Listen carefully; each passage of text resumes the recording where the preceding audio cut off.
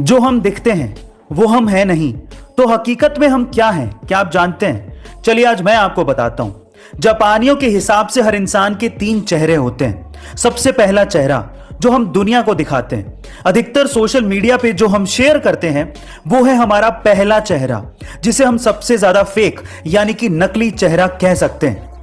दूसरा चेहरा जो आप अपने दोस्तों को, अपने परिवार वालों को दिखाते हैं, काफी हद तक वो ये जानते हैं कि आप क्या हैं और कौन हैं, पर असल में आप क्या हो वो सिर्फ आप जानते हो, और वो चेहरा आप किसी को नहीं दिखाते, और वही है आपका तीसरा और असली चेहरा।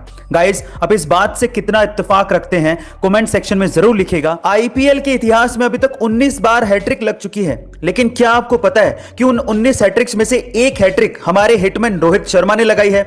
जी हां गाइस, आप ठीक सुन रहे हैं। रोहित शर्मा ने आईपीएल 2009 में एक हैट्रिक बनाई थी, और वो भी मुंबई इंडियंस के खिलाफ। गाइस, तब चार्जर्स की तरफ से खेला करते थे। रोहित शर्मा ने अपनी हैट्रिक में अभिषेक नायर, हरभजन सिंह और जेपी डुमनी को आउट किया था, और उसके अलावा इसी मैच में उन्होंने सौरभ तिवारी को भी स्टंप आउट करवाया था और टोटल 4 विकेट निकाले थे। ये फैक्ट बहुत से लोग इसलिए नहीं जानते क्योंकि रोहित शर्मा 2009 में इतने फेमस नहीं थे। गाइस, अब आपको ये फैक्ट जान के कैसा लगा कमेंट सेक्शन में जरूर लिखिएगा। 15 अगस्त 2021 हमारी आजादी के 75 साल पूरे हो चुके हैं, और आज इस खास मौके पर मैं आपको अपनी जिंदगी के 3 बहुमूल्य मोती देना चाहता हूं। ऐसी 3 लाइनें जिन्होंने मेरी भी जिंदगी बदली है। पहली लाइन, अगर जिंदगी आपको तकलीफ दे तो लूजर ये कहते हैं कि व्हाई मी, बट विनर ये कहते हैं कि ट्राई मी। दूसरा, अगर जिंदगी के किसी भी मौके पर आपके साथ कभी कोई भी ना खड़ा हो तो अपना साथ खुद दो, अपने लिए खुद खड़े हो जाओ।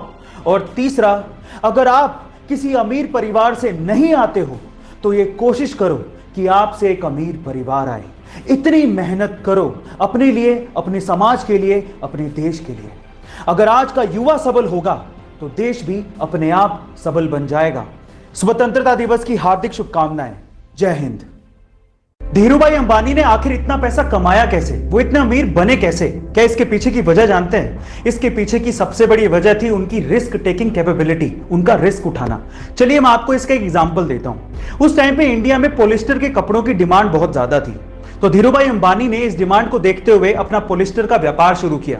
लेकिन ये डिमांड इतनी ज्यादा बढ़ गई थी कि धीरूभाई अंबानी को और माल की जरूरत थी, जिसके लिए पैसे चाहिए थे, लेकिन इतना सारा पैसा बैंक देने को तैयार ही नहीं था।